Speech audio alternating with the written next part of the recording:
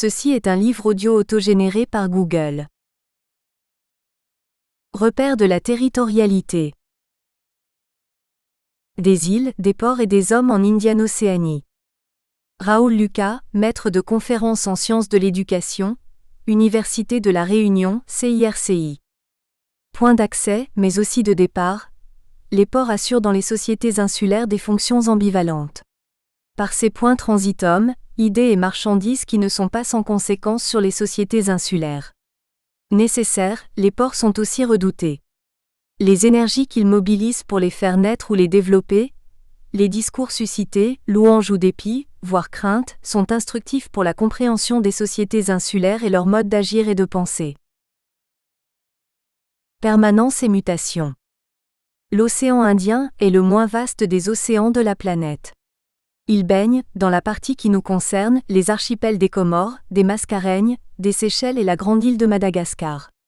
Cette zone est depuis des temps lointains un espace privilégié de contact. Sans entrer dans les détails, circulation et déplacements maritimes, arabes, asiatiques, africains et bien plus tard, européens vont donner consistance à d'importants mouvements d'échange. Grâce aux boutres, ces seigneurs de l'océan Indien, des comptoirs se fondent, des individus s'y installent, des occupations durables s'organisent. Pour de nombreux auteurs, on peut ainsi faire remonter aux environs des 8e et 9e siècles les premières phases du peuplement de l'archipel comorien et de Madagascar. Si les Comores semblent alors peuplées d'Arabes et d'Africains, le peuplement de Madagascar est un peu plus complexe avec des interférences arabes, africaines et indonésiennes. Avec les individus, débarquent également des boutres, objets et plantes, techniques et savoir-faire. Des sites portuaires cosmopolites, que Pierre Vérin appellera échelles, se développent.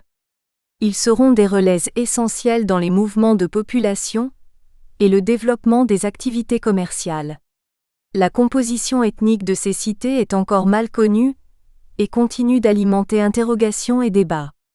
Toutefois, la multiplicité des groupes différents semble être attestée depuis longtemps par de nombreux récits de voyage. C'est ainsi que le géographe arabe Al-Idrissi note qu'au XIIIe siècle la population des îles de Javaja, Comores, est un mélange de races. Ce siècle est pour certains auteurs une période de grande prospérité, et on assiste alors dans le sud-ouest de l'océan Indien à la multiplication des cités marchandes. 3 siècles plus tard, le jésuite portugais Luís Mariano relève que les habitants de l'île Saint-Laurent, Madagascar, sont venus les uns de Malacca, Indonésie, les autres de la Caffrerie, Afrique orientale, et qu'il est arrivé ultérieurement dans la région nord-ouest des Maures de l'Inde et de l'Arabie et longtemps après quelques Portugais. À la veille de l'arrivée des Européens dans le sud-ouest de l'océan Indien, îles, côtes et villes portuaires participent à un vaste commerce régional dans un important brassage démographique et culturel qui donne naissance à la culture swahili. La langue parlée aux Comores et à Madagascar et sur la côte orientale africaine emprunte au malais à Madagascar, au bantou en Afrique en affirmant une parenté importante à l'arabe. Au XVIe siècle, les Européens vont faire intrusion dans cette zone, désireux d'annexer à leur profit les circuits commerciaux, tout en amplifiant le brassage des populations. Portugais, Hollandais, Français, Anglais vont lancer de nombreuses expéditions visant à s'approprier des marchandises, développer des trafics, garantir leur circuit d'approvisionnement et asseoir leur rentabilité. Si les Portugais ne bousculent guère le commerce traditionnel dans la zone, ce ne sera pas le cas des autres populations européennes qui cherchent à imposer leur hégémonie. C'est dans ce contexte avivé par les rivalités franco-anglaises que se met en place le peuplement des archipels des Mascareignes et des Seychelles, avec la traite comme source principale. Si jusqu'au XVIe siècle la traite est pour l'essentiel la spécialité des marchands arabes, les Européens vont la poursuivre en lui donnant une ampleur considérable. De nombreuses études et d'importants travaux ont apporté de précieux éclairages sur les modalités et les volumes de la traite dans cette zone, ce qui nous dispense de les reprendre ici. Nous nous contenterons de rappeler que Madagascar et le Mozambique vont être durement mis à contribution dans le peuplement servile des archipels des Mascareignes et des Seychelles. L'esclavage va marquer durablement et profondément ces sociétés dans leur construction, leur culture et leurs agencements. Ces apports de population donnent naissance sur ces îles aux territoires exigus à une culture syncrétique, la culture créole, travaillée par de nombreuses tensions. Après l'interdiction de la traite et avec l'effondrement du système servile, se met en place un vaste mouvement d'immigration particulièrement en direction des îles Maurice et de la Réunion. Essentiellement indienne à Maurice, cette immigration est plus diversifiée à la Réunion. Les îles de l'archipel seychellois comme l'île Rodrigues, la troisième île des Mascareignes, qui ne sont pas des îles à sucre, vont être peu concernées par l'engagisme. Par la traite, puis par l'engagisme, les Européens vont amplifier le brassage des populations et accroître le syncrétisme bien antérieur à leur arrivée. Ces phénomènes vont susciter la formation d'une culture dont les racines puisent au fond africain, malgache, asiatique et européen. C'est pour tenter de rendre compte de la singularité et de la complexité de cette situation que le poète mauricien Camille de Roville forge, au milieu des années 1960, le terme d'indianocéanisme. Pour de Roville, l'indianocéanisme exprime le climat, le métissage psychique commun aux divers pays et races mêlées qui composent le substrat des îles australes de l'océan Indien et qui se manifestent à travers le brassage de leurs ethnies, de leurs coutumes, de leurs pensées et croyances ainsi que dans leur littérature. Mode de DEPLACEMENT, mode de navigation. Si notre propos n'est certes pas de faire ici l'historique des modes de déplacement et de navigation, il nous faut néanmoins rappeler quelques-unes de leurs transformations causées par l'inscription des îles dans le schéma d'expansion européenne, et évoquer surtout certaines de leurs conséquences. Traitant des relations des Comores avec les ports de la façade africaine et ceux de Madagascar, H.D. Liskowski fait remarquer que, jusqu'à l'arrivée des Européens, les ports modernes n'existent pas car les boutres s'échouent sur les platiers ou les plages et le transbordement s'effectue à dos d'homme à marée basse. Un schéma qui se modifie radicalement avec l'arrivée des navires européens. Pour les navires construits avec d'autres techniques de fabrication, le transbordement se fait désormais par petites embarcations annexes qui assurent le va-et-vient entre la côte et le navire resté dans la baie. Abris et ancrage vont donc désormais prendre une importance particulière. Des données qui vont retentir de façon différenciée sur l'essor des différentes îles, selon qu'elles disposent ou non de criques ou de baies pouvant offrir des abris aux navires. C'est ainsi que l'île comorienne de Mohéli, bien que plus riche que sa voisine d'Anjouan, est délaissée au profit de cette dernière car elle est fort mal pourvue en zone de mouillage. Dans l'archipel des Mascareignes, la situation est tout aussi illustrative. Bourbon, contrairement à l'île de France, n'offre aucun abri naturel véritablement satisfaisant. Dès sa colonisation, Bourbon n'aura de cesse de vouloir se doter d'un port véritable. Cette absence qui lui fait cruellement défaut aura pour conséquence fâcheuse de placer l'île Bourbon, en 1735, sous la tutelle de l'île de France.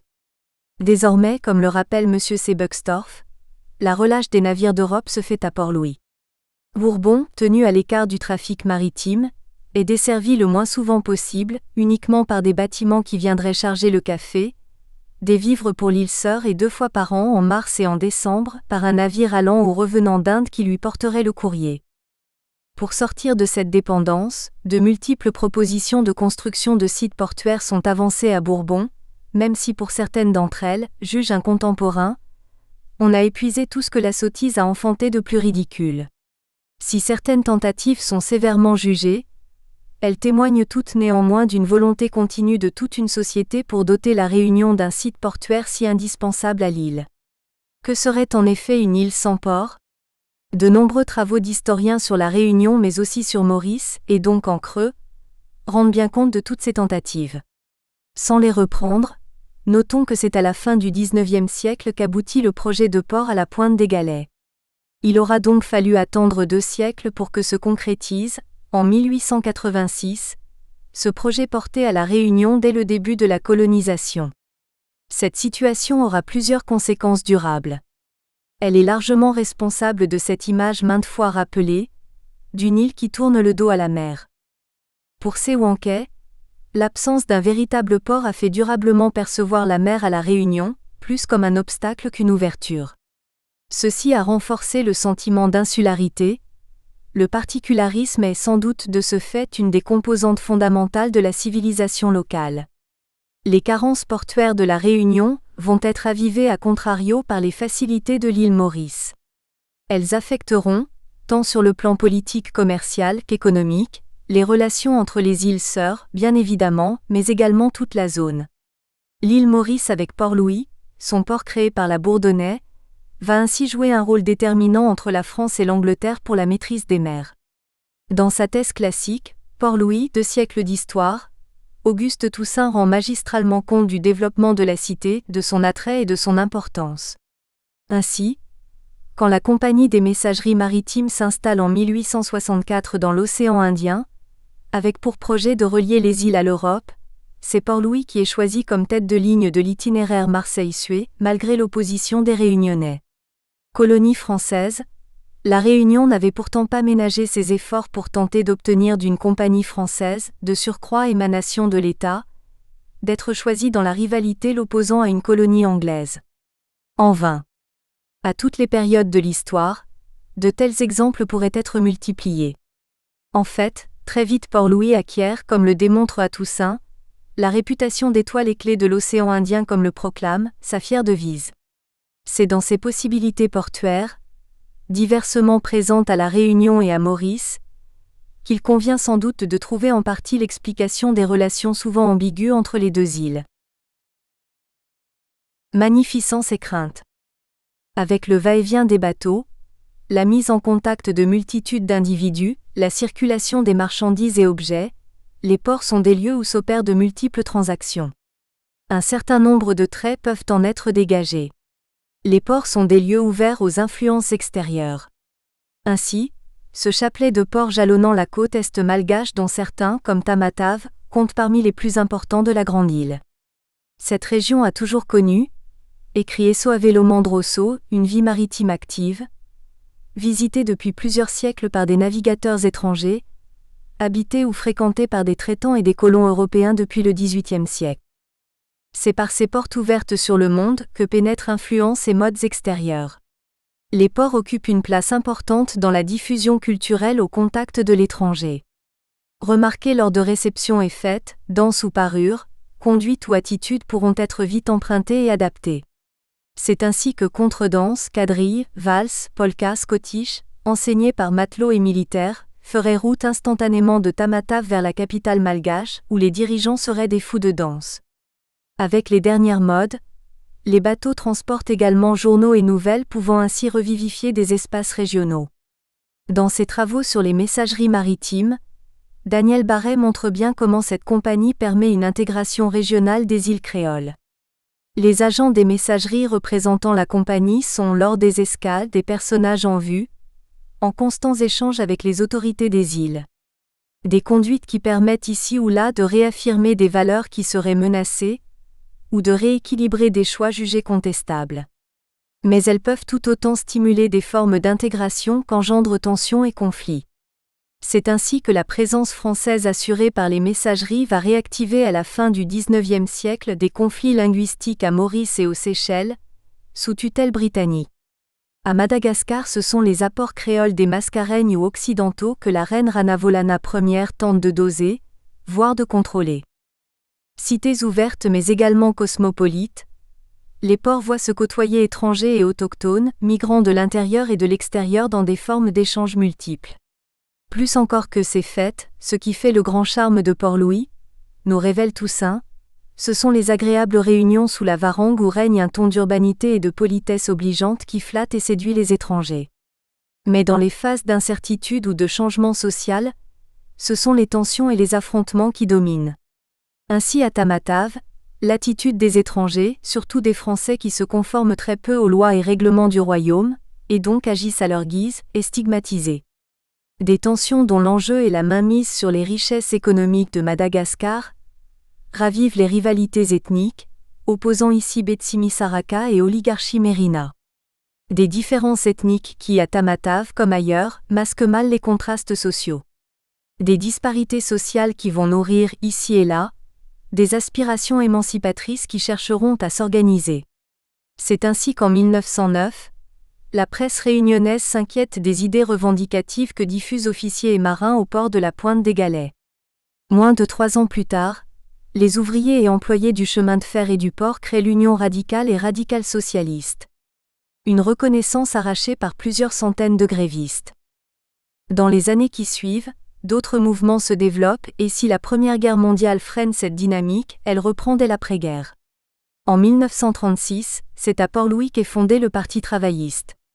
L'année suivante, le travaillisme se manifeste, note Toussaint, par une série de grèves qui paralysent pendant quelque temps l'industrie sucrière.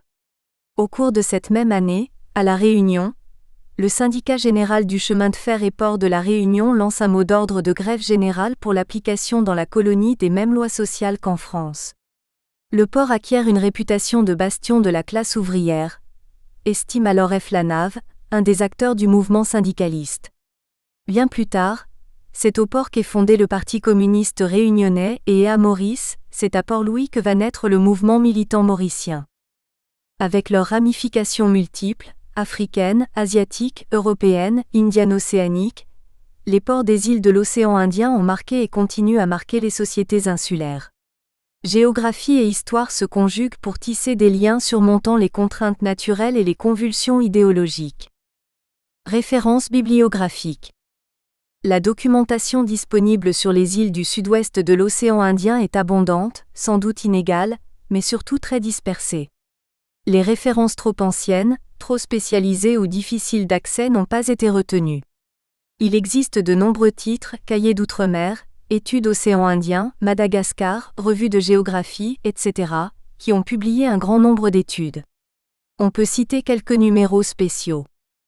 Annales de géographie, numéro 533, Îles de l'océan Indien, janvier-février 1987. Annuaire des pays de l'océan Indien. Chaque volume de cet annuaire publié par le Centre d'études et de recherche sur les sociétés de l'océan Indien, Faculté de droit et de sciences politiques d'Aix-en-Provence, contient des études, des chroniques par pays, des notes et des comptes rendus. Cahier du Centre universitaire de La Réunion. Signalons le numéro 4, spécial, Géographie, octobre 1976 et le numéro 9, Géographie, mai 1978. Hérodote, Revue de géographie et de géopolitique. Signalons les numéros 37 à 38, ces îles où l'on parle français, 2e-3e trimestre 1985. Recherche, pédagogie et culture. Signalons le numéro 67, Hommes, rivage, bateaux dans l'océan Indien, juillet-septembre 1984. Articles et ouvrages. Ali Bercé, 1994, Mayotte, plaque tournante et microcosme de l'océan Indien occidental, Paris, Anthropos. Matistinière, 1979, L'Afrique australe et Madagascar, Paris, PUF. Benoît J. 1974, Perspective pour une connaissance des sociétés contemporaines des Mascareignes et des Seychelles, Annuaire des pays de l'océan Indien, vol. IPUAM, CNRS. Collectif, 1979, Les transports et les échanges dans l'ouest de l'océan Indien de l'Antiquité à nos jours, Saint-Denis, CDDP. Dupont J.F., 1976, Contraintes insulaires et fait colonial aux Mascareignes et aux Seychelles. Études de géographie humaine, thèse de doctorat, Lille, Imprimerie des thèses. Dupont J.F., 1985, Les Seychelles du rêve à la réalité, Hérodote, numéro 37 à 38, 3e trimestre. Defosse du Rogy, 1960, L'île de la Réunion. Études de géographie humaine, Bordeaux, Institut de géographie. Fillot J. Monsieur, 1971, La traite des esclaves vers les Mascareignes au XVIIIe siècle, Paris Orstom. Fontaine G. 1995 Mayotte, Paris Cartala. Guébourg J.L., 1999 Petites îles et archipels de l'océan Indien, Paris Cartala. Jose J. Monsieur, 1998 Rodriguez, La troisième île des Mascareignes, Paris l'Harmattan. Lefebvre D. 1982 Les activités de Port-Louis, capitale de l'île Maurice, in Mélange J-Miège, Nice, Université de Nice. Lefebvre D. 1986 L'organisation de l'espace à Maurice et à La Réunion. Études de géographie comparée, thèse de doctorat S-Lettres, Nice, Université de Nice. Lemari P. 1981 Océan Indien, le nouveau cœur du monde, Paris Catala. L'Union A. 1958 Le mouvement maritime aux Îles-de-France et de Bourbon pendant les premières années du règne personnel de Louis XV, Nérac. Max Trieux, 1994, Les îles du sud-ouest de l'océan Indien et de France, Paris l'Harmattan. Martin J. 1983 Comores, 4 îles entre pirates et planteurs, 2 tomes, Paris l'Harmattan. Moléel, Otino P. 1972, Madagascar entre l'Afrique et l'Indonésie, Revue française d'ethnologie, volume 12. Otino P. 1974, Le Moyen Âge de l'océan Indien et les composantes du peuplement de Madagascar, Annuaire des pays de l'océan Indien, vol. I. Toussaint A. 1972, Histoire des îles Mascareignes, Paris Berger-Levrault. Toussaint A. 1974, L'océan Indien au XVIIIe siècle, Paris Flammarion. Toussaint A. 1977, Le mirage des îles, le négoce français aux Mascareignes, Paris Édit-Sud. Toussaint A. 1981, Histoire de l'océan Indien, Paris PUF. Vérin P. 1975, Les échelles anciennes du commerce sur les côtes nord de Madagascar, thèse pour le doctorat et lettres et sciences humaines, Paris, Université de Paris.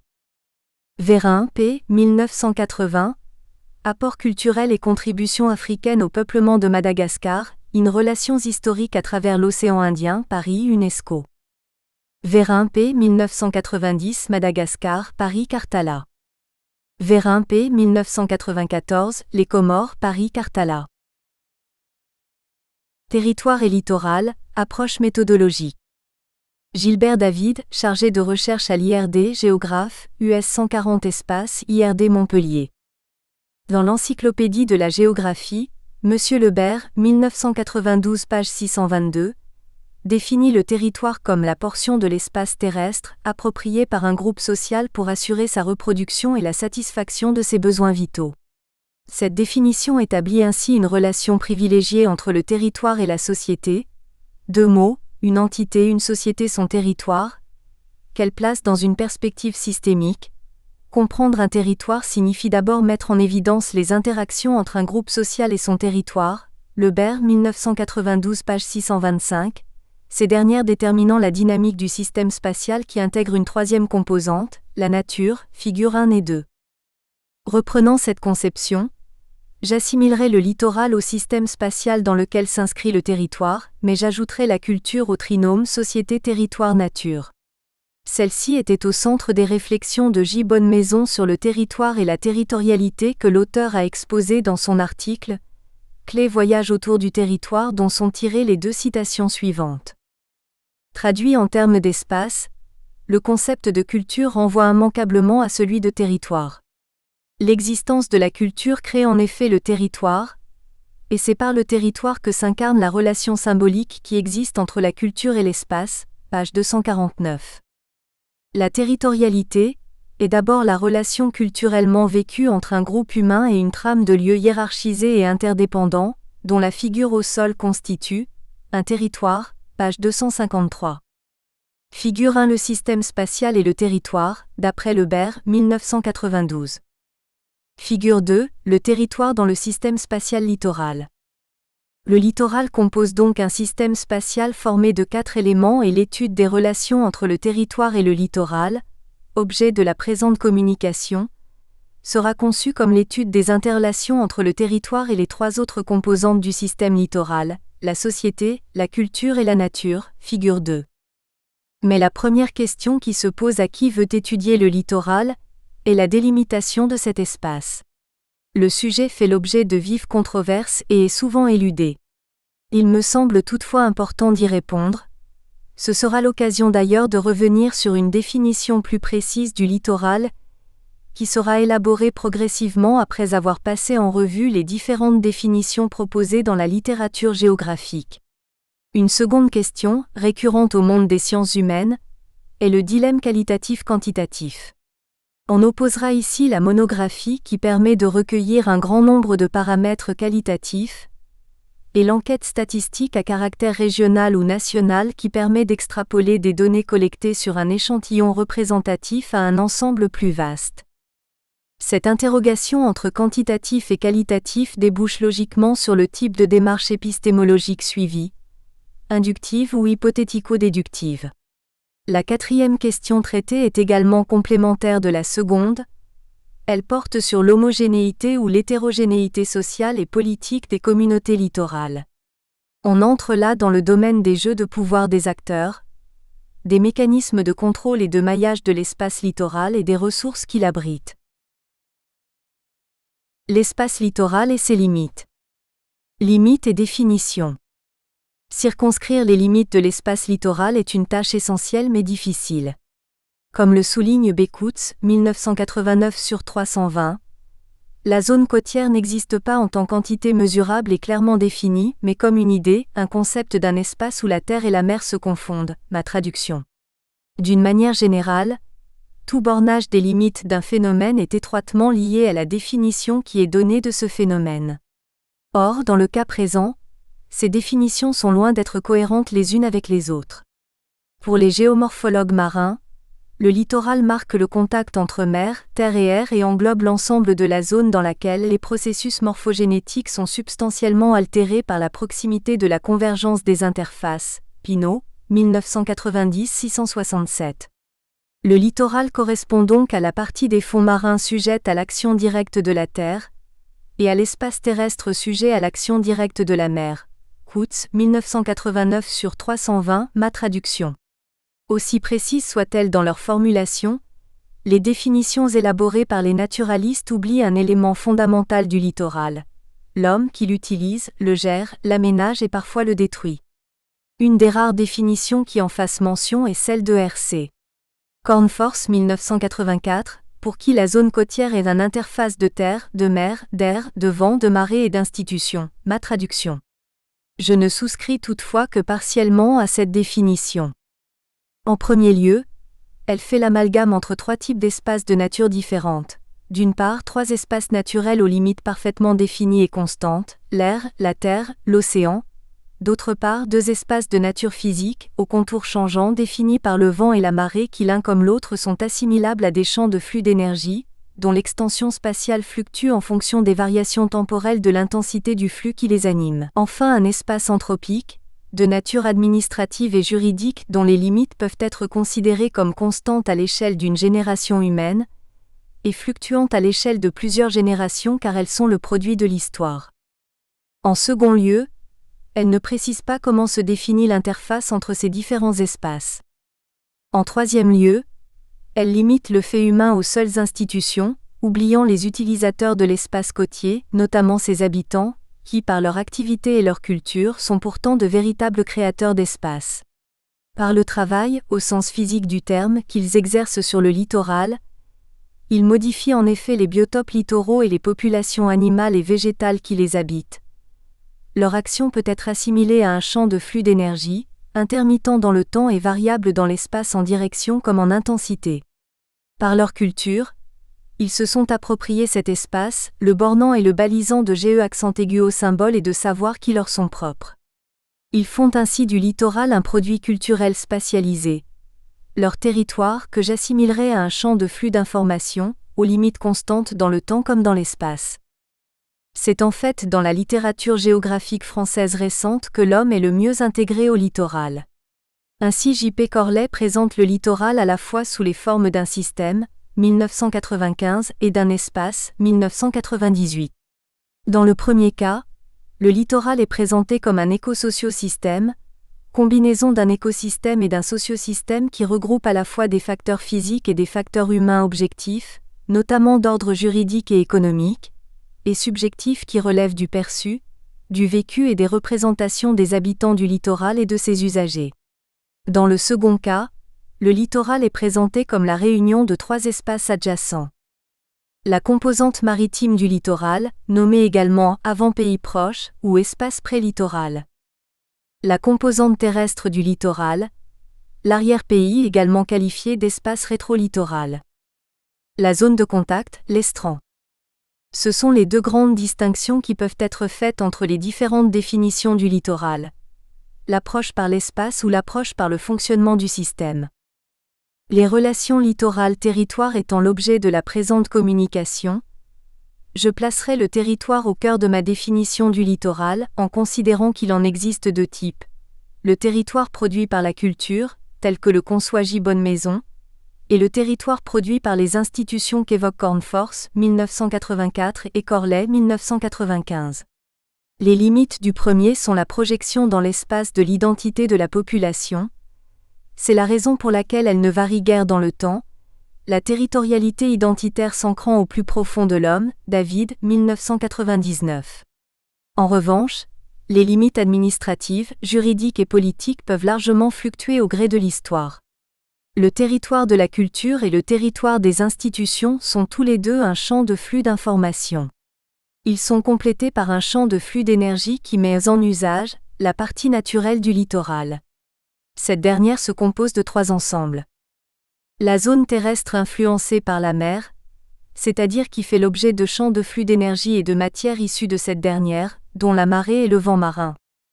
La zone marine influencée par la terre, c'est-à-dire qui fait l'objet de champs de flux d'énergie et de matière d'origine terrestre, dont le vent de terre et les charges terrigènes provenant du ruissellement. L'enveloppe aérienne de cette interface terre-mer. Le littoral serait ainsi l'interface de 3 espaces naturels, l'air, l'océan et la terre, définis par les actions respectives de 2 champs de flux d'informations d'origine anthropique, le territoire des institutions et le territoire de la culture. Un champ de flux d'énergie d'origine anthropique, l'espace des usages qui associés aux 2 champs précédents forment un sociosystème. Un champ de flux d'énergie d'origine naturelle. Un champ de flux de matière d'origine naturelle qui, associé au précédent, forme un écosystème. Chaque champ de flux correspond à un espace spécifique, figure 3a. Cette définition du littoral par l'espace est complétée d'un schéma du fonctionnement du système littoral, figure 3b. Bien qu'elle soit plus complète que les précédentes, cette définition ne permet cependant pas de délimiter avec précision les limites de l'espace côtier. Toute la difficulté tient au fait que le littoral ne correspond à aucun écosystème spécifique mais forme l'interface de plusieurs ensembles de natures différentes, ayant chacun une traduction spatiale propre. Les limites en front de mer. Ces limites sont soit d'ordre naturel, soit d'ordre anthropique. Pour les géomorphologues, il est généralement admis que la déposition de sédiments littoraux différencie la zone côtière de la zone marine adjacente, Pinault, 1990. Ce paramètre dépend de la granulométrie des dits sédiments et de l'énergie des vagues battant le rivage. De ce fait, il présente une grande hétérogénéité selon les sites composant le littoral, la sédimentation en avant des plages ou des mangroves étant très différente de la sédimentation en avant des côtes récifales ou volcaniques. Ce critère hydrologique et sédimentologique est difficile à apprécier pour qui ne dispose pas de moyens d'analyse spécifiques. Il n'est donc guère opérationnel à moins qu'on le surimpose à un critère bathymétrique comme en Nouvelle-Zélande, où l'isobat 15 mètres a été choisi comme limite du littoral, ILI 1980. De surcroît, ce critère n'est guère adapté au milieu corallien où les paramètres morphologiques et bionomiques jouent un rôle essentiel dans la zonation, Donne 1983, Gilcher 1987. Ainsi R. Battistini et al. 1975, reprenant les classifications successivement établies par J. Picard. 1967 et M. Pichon, 1973, détermine-t-il une zonation horizontale des formations récifales en 5 ensembles homogènes des points de vue morphologiques, bionomiques, hydrodynamiques et sédimentologiques. En suivant un gradient croissant de profondeur, il s'agit de l'ensemble fronto-littoral, composé de la pente non récifale du littoral, notamment des accumulations sédimentaires, de l'ensemble post-récifal, formé des chenaux d'embarcation d'un récif frangeant ou du lagon d'un récif barrière, de l'ensemble épirécifal qui correspond au platier récifal d'un récif frangeant ou d'un récif barrière, de la pente récifale externe, appelée ensemble fronto-récifal. Celle-ci se compose de la pente externe à éperon et sillon dans sa partie supérieure et du glacis inférieur dans sa partie inférieure. De l'ensemble prélittoral, formé de la plateforme et des rebords précontinentaux non récifaux. Suivant cette zonation, le contact entre les ensembles frontaux récifaux et prélittoraux marquerait la limite du littoral. La croissance des édifices coralliens résulte d'une symbiose entre des animaux, les polypes Phylum Coelenterata, et une algue microscopique, la Zooxanthelle, qui vit dans les tissus du polype, Odum 1971. C'est donc l'éclairement qui permet de différencier l'ensemble frontorécifal de l'ensemble prélittoral et de circonscrire ainsi le littoral. Cette délimitation n'a aucune correspondance du point de vue humain, elle n'est donc guère satisfaisante. On lui préférera une limite moins profonde, correspondant au contact entre la partie à éperon et sillon de la pente externe et son glacis inférieur, ou dans le cas d'un lagon profond, au contact entre la zone à éperon et sillon de la pente interne et le fond du lagon. Cette limite présente l'avantage d'avoir souvent une traduction anthropique. Dans de nombreuses îles du Pacifique, elle marque la séparation entre le territoire de pêche des insulaires, Ruddle 1989, dont les fonds comme les espèces qui les peuplent leur sont connus, et la zone plus profonde, le Grand Bleu, qui, bien que faisant parfois l'objet de pêche ponctuelle, n'est pas intégrée au corpus des connaissances traditionnelles des populations littorales. Ainsi, la taxonomie des poissons, très riche et très développée pour le domaine récifal, plus de 100 espèces sont aisément reconnues par les pêcheurs côtiers partout en Mélanésie, est-elle beaucoup plus pauvre en ce qui concerne le domaine hauturier, pour lequel n'existe parfois qu'une dénomination poisson du large, que celui-ci soit un pélagique comme les thons ou une espèce démersale comme les vivaneaux. Cette limite des zones de pêche recouvre plusieurs formes. Elle peut correspondre soit à un simple critère de toponymie, se traduisant par un changement de nom entre deux zones, sans que la raison pour laquelle ce changement intervient soit explicitée. De nombreux exemples de ce type sont donnés par Kai Sudo, 1984, pour la Micronésie. J.G. Carrier, 1981, en fait également mention pour la province de Manus en Papouasie-Nouvelle-Guinée. Soit un critère visuel, la visibilité des fonds comme l'a relevé GBK. Ben 1989, dans le cas des îles Salomon. Soit un critère de stricte technique halieutique. Il s'agit alors de la distance maximale par rapport au platier récifal à laquelle sont mis en œuvre les engins de pêche les plus courants. Soit un critère biologique et halieutique. Le remplacement des espèces récifales par les espèces profondes dans les prises effectuées par les pêcheurs, comme l'a relevé Te Akimichi, 1986, dans le cas des Carolines centrales. Soit la combinaison d'un critère bathymétrique et d'un critère halieutique, comme dans le cas de Vanuatu, Torakoto, 1984. Il s'agit alors de la profondeur maximale à laquelle les pêcheurs plongent pour la capture de leurs principales espèces cibles, notamment les coquillages nacriers, trocas, turbots et les langoustes. Figure 3. Le système spatial littoral. Les limites à terre. De prime abord, la végétation est un bon marqueur du littoral, mais les botanistes ne s'accordent pas tous sur les limites à lui donner, comme l'illustre l'exemple des îles mélanésiennes. Certains considèrent que le littoral s'identifie à l'aire d'extension actuelle de la forêt littorale qui forme le long de la ligne de rivage une étroite bande de quelques centaines de mètres de large où dominent les genres Intia, Calophyllum, Terminalia, Barringtonia, Casuarina, Ocrosia, Hernandia, Acacia et Pandanus, Schmid, 1979. Cette forêt se développe préférentiellement sur les terrasses calcaires faiblement soulevées, où elle rencontre des conditions édaphiques, drainage et pédologiques particulières, infiltration rapide des eaux de pluie et sols pauvres. Ce sont donc ces deux facteurs écologiques et la composition floristique de cette forêt qui lui confèrent sa spécificité littorale.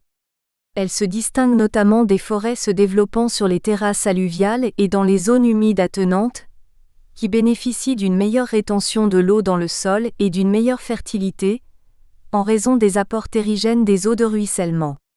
D'autres botanistes considèrent que l'altitude, la topographie et la proximité de la mer confèrent à l'ensemble de la plaine côtière et aux vallées qui y débouchent une indéniable unité géographique, et qu'il est donc inutile de chercher des distinctions au sein de cet ensemble qui s'oppose nettement à l'unité géographique des collines de Piémont qui sont un autre monde, Marten 1985. La rupture de pente marquant le contact entre la plaine côtière et le Piémont constitue donc une première limite terrestre du littoral. Cette délimitation ne relève pas exclusivement du milieu physique, elle possède également une réelle signification d'un point de vue humain. En règle générale, les villages ayant une activité halieutique régulière se situent en effet dans les plaines côtières ou au débouché des vallées. Toutefois, il est fréquent que, faute de place suffisante, les jardins vivriers et les jachères avoisinants s'étendent jusqu'aux pentes des collines de Piémont. L'espace familier dans lequel s'inscrit la vie quotidienne des habitants de ces villages littoraux, leur territoire, englobe alors une partie de ces collines et dépasse les limites du littoral marquées par la rupture de pente. Cette césure du territoire villageois entre une partie littorale et une partie d'altitude plus élevée peut sembler peu élégante. Par principe, il serait souhaitable que le territoire villageois reste une entité unique. Le littoral serait alors confondu avec l'ensemble de l'étendue de ce territoire. Les faits montrent cependant que dans certaines îles hautes très pentues, le territoire d'un village situé en bord de mer peut s'étendre au-delà des 500 à 600 mètres d'altitude qui correspondent souvent aux limites de l'extension du cocotier, plante emblématique du littoral. À l'évidence, quand on est à 700 mètres d'altitude, on n'est plus sur le littoral. Je poserai donc comme axiome le fait suivant. Le territoire d'un village du littoral peut parfois excéder le territoire littoral de ce village. Le protocole de recherche. Les relations entre le littoral et le territoire étant particulièrement complexes, l'apprenti chercheur qui se lance sur ces thématiques doit faire preuve d'une grande rigueur dans sa méthode. La première étape est la construction d'un protocole de recherche détaillé qui, avant de partir sur le terrain, va permettre d'opérer les premiers choix méthodologiques. Ce protocole se compose des 7 points suivants. La durée de la recherche, cela peut sembler trivial, mais il est inutile de se lancer dans une monographie villageoise si l'on ne dispose que d'un mois de terrain. La nature et l'échelle du terrain ou des terrains enquêtés, la maisonnée ou le ménage qui regroupe l'ensemble des personnes sous un même toit, le village, un marché aux poissons, un port ou un groupement de pêcheurs sont les unités d'enquête les plus courantes. Elles correspondent toutes à l'échelle micro. Ainsi le village est-il l'espace privilégié des monographies, pour lesquelles l'exiguïté de l'espace étudié ne constitue nullement un frein compte tenu de la richesse des informations collectées, tandis que la maisonnée ou le ménage est l'unité spatiale de base des sondages ou des dénombrements exhaustifs, recensements, effectués dans le cadre d'inventaires quantitatifs des usages du littoral. Les résultats de ces inventaires sont exprimés à l'échelle méso, d'une île ou d'une façade littorale ou à l'échelle macro d'un pays qui est également le référentiel spatial des études portant sur les politiques de développement ou l'environnement macroéconomique des usages du littoral. La démarche scientifique suivie, inductive ou déductive. Le point de vue adopté par le chercheur dans cette démarche, nomothétique ou idiographique. Le type de données utilisées et la méthode employée pour leur collecte, quantitative ou qualitative. Les méthodes d'analyse de ces données. Les types de contraintes pesant sur la collecte et l'analyse des données. La production de connaissances nouvelles est le résultat ultime de la recherche quand le protocole a été bien mené. On en distingue 6 types différents. La description pure, qui n'a pour objet que de transcrire de manière qualitative ou quantitative une observation portant sur des êtres vivants, des objets, des faits en répondant aux 4 questions qui, quoi, combien, où. L'analyse, qu'elle s'inscrive dans une démarche inductive ou dans une démarche déductive, à vertu explicative en répondant aux questions comment et pourquoi. Le modèle théorique, étape logique de la démarche déductive mais peu commun dans la démarche inductive, permet de transcender le particulier pour intégrer le général et de fournir une grille d'explication à l'ensemble des faits observés. Le débat théorique dans lequel description et analyse sont insufflés, pour infirmer ou valider une théorie déjà en vigueur. Le diagnostic, c'est-à-dire la description codifiée de l'état d'une organisation à l'aide d'indicateurs standardisés, qui permet d'estimer l'efficacité de cette organisation à remplir les fonctions qui lui sont assignées. On est là dans le domaine de la recherche appliquée qui peut déboucher sur l'expertise lorsque le diagnostic s'accompagne de recommandations ou de conseils. Dans l'espace qui m'est imparti, il m'est impossible de traiter tous les points du protocole de recherche. Je mettrai donc l'accent sur la démarche scientifique et sur la variabilité spatiale de la donnée collectée qui me permettra de traiter du choix qui se pose entre quantitatif et qualitatif, démarche nomothétique et idiographique. Les démarches inductives et déductives. La démarche inductive part de faits observés et les met ensuite en relation pour les comprendre. Elle se compose de 3 étapes successives. L'observation d'une réalité par la collecte de données hétérogènes d'ordre culturel, économique, historique, physique, politique. Le chercheur choisit ces données en fonction de ses connaissances, des contraintes pratiques sur le terrain, et de la perception qu'il se fait de cette réalité au fur et à mesure de leur collecte. Cette perception est le résultat de l'intégration progressive des données collectées au savoir du chercheur, assimilable à l'ensemble de ses connaissances. Elle lui dicte une grille d'interprétation de la réalité observée qui se modifiera de manière itérative à chaque nouvel apport d'information. le classement et la hiérarchisation des données collectées, de manière à recréer une réalité plus cohérente que celle résultant de la simple accumulation de celles-ci. Cette réalité se compose de multiples ensembles de données organisées que l'on qualifiera de phénomènes, liés entre eux par une structure qui lui donne sa cohésion. La détection de liaisons entre phénomènes et la recherche des causalités directes se rapportant à ces liaisons. Pour prendre une analogie cinématographique, je dirais que la démarche inductive s'apparente à la reconstitution du scénario d'un film dont la copie a été coupée en différentes parties dont un grand nombre a été caché aux alentours de la table de montage. Le bon chercheur est alors celui qui, avec le nombre minimal de parties, rebâtit le scénario le plus proche de l'original. En règle générale, la démarche inductive privilégie la description et l'élaboration de typologies au détriment de l'analyse théorique, mais même si celle-ci n'est pas conceptualisée par les tenants de l'induction, elle est indubitablement présente. La grille d'interprétation que se donne le chercheur de la réalité observée n'est rien d'autre que l'expression d'une construction théorique, non clairement exprimée et même parfois refoulée par certains chercheurs qui se qualifient eux-mêmes de terrain et se méfient du verbiage théorique. Dans la présentation des faits, leur hiérarchisation et la recherche des liens qui les unissent, la théorie est là, sous-jacente, de la même manière que l'armature de fer structure le mur de béton. Comme le souligne Béjar-Ozon, 1992, un fait contient toujours implicitement de multiples théories. Il n'y a pas de faits en soi, mais des faits observés. Le texte d'Abe Wolf, 1924, cité par Hempel, 1972, pages 16 et 17, est une illustration très claire des puristes de l'induction. Essayons d'imaginer un esprit d'une étendue et d'une puissance surhumaine, mais dont la logique soit semblable à la nôtre. S'il recourait à la méthode scientifique, sa démarche serait la suivante. En premier lieu, tous les faits seraient observés et enregistrés, sans sélection, ni évaluation a priori de leur importance relative.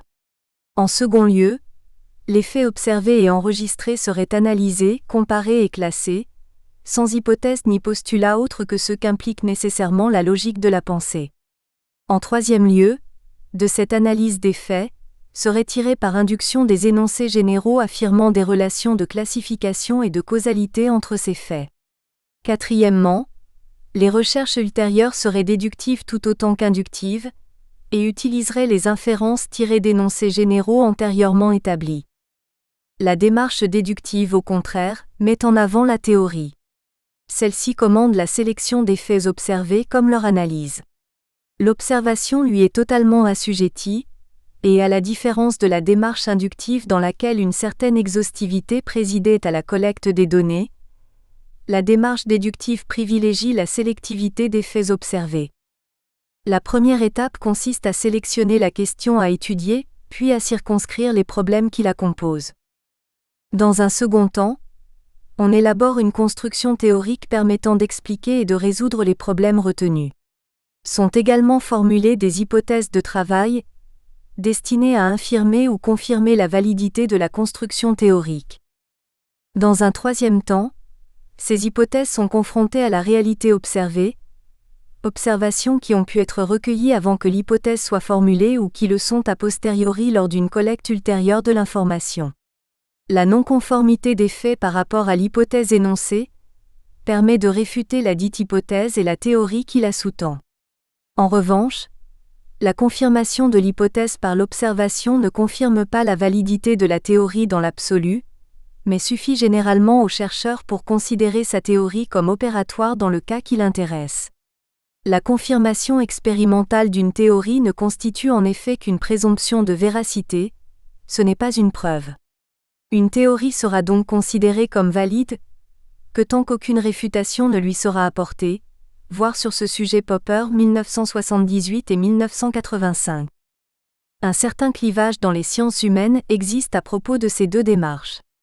Traditionnellement l'archéologie, l'ethnologie, la géographie et l'histoire privilégient la démarche inductive. En revanche, l'économie et la sociologie ont adopté très tôt une démarche déductive. L'irruption de cette dernière résulte de deux phénomènes. D'une part, l'ouverture massive des sciences sociales à la quantification, d'autre part la recherche d'une épistémologie propre à chaque discipline qui dans certains cas, la géographie notamment, est allée jusqu'à l'élaboration d'une véritable axiomatique, Bailly et Béguin 1998. Ainsi, toutes les disciplines mettent maintenant l'accent sur la problématique que l'anthropologue R. Creswell, 1976, page 22, présente comme se composant d'un énoncé théorique, d'un ensemble d'axiomes et de concepts, d'hypothèses de travail et d'un protocole de recherche visant à confirmer ou infirmer ces hypothèses afin de valider ou non l'énoncé théorique.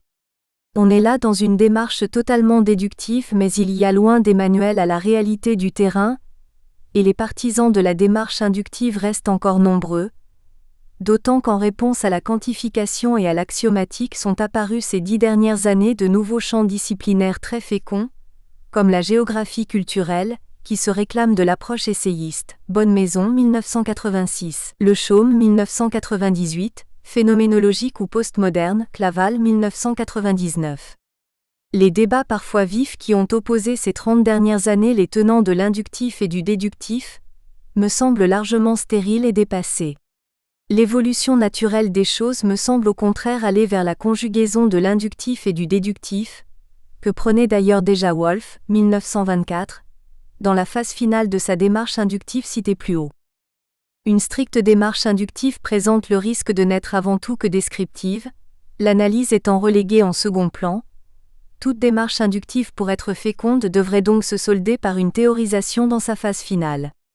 De la même manière, toute démarche déductive qui aspire à élaborer une théorie propre à une région géographique donnée dans le domaine des relations territoire-littoral, doit être précédée d'un balayage inductif lui permettant d'identifier correctement les phénomènes à étudier et leur environnement socio-culturel et politique.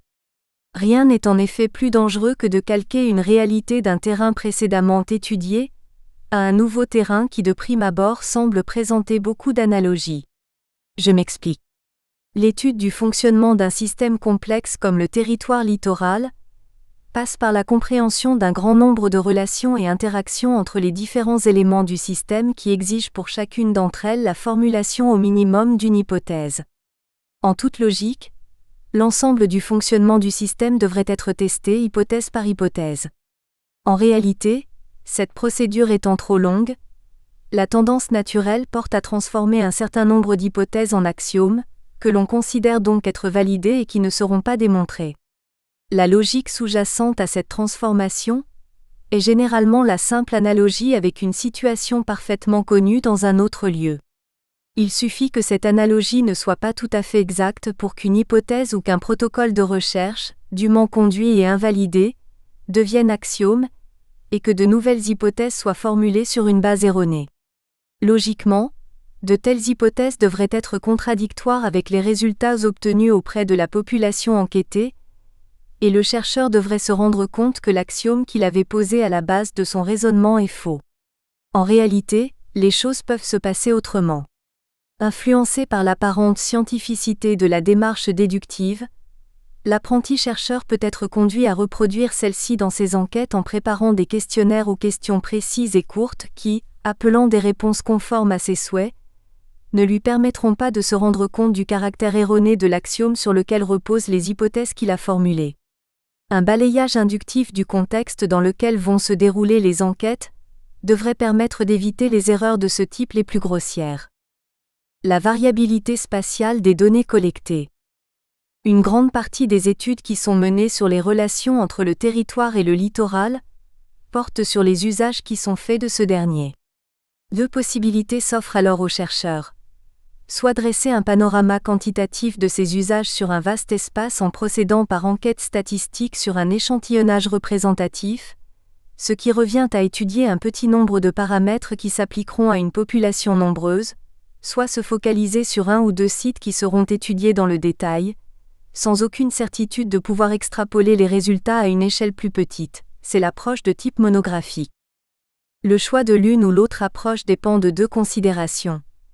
D'une part la problématique et la démarche épistémologique suivie, d'autre part la variabilité dans l'espace du paramètre étudié et des données à collecter qui le renseignent.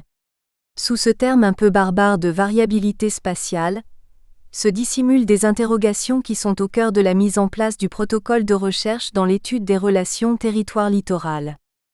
Quand faut-il privilégier l'approche monographique ou les enquêtes portant sur plusieurs villages? Dans ce dernier cas, comment fixer le nombre de villages à enquêter et qu'étudier dans chacun d'eux?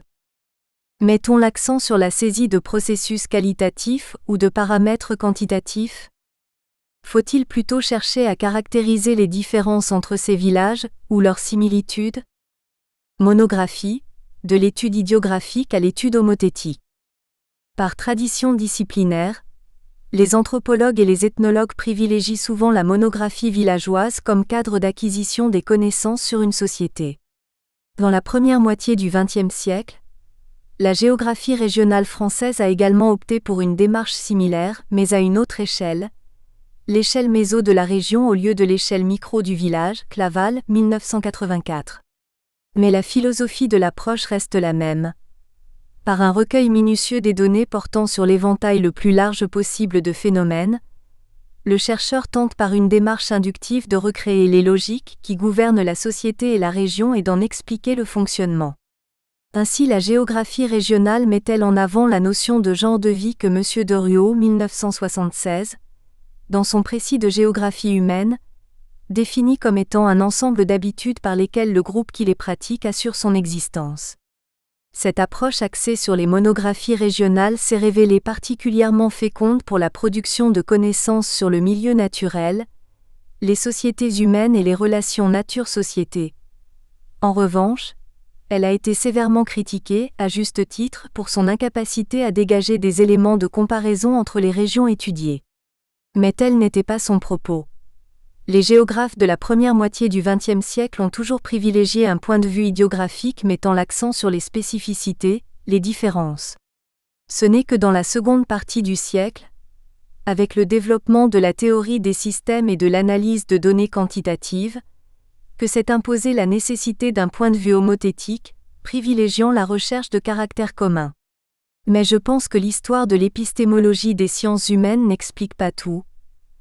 La recherche de l'exhaustivité dans la diversité des données collectées, inhérente à la démarche inductive, trouve dans le cas des monographies le cadre géographique idéal pour s'exprimer, notamment lorsqu'il s'agit de monographies villageoises.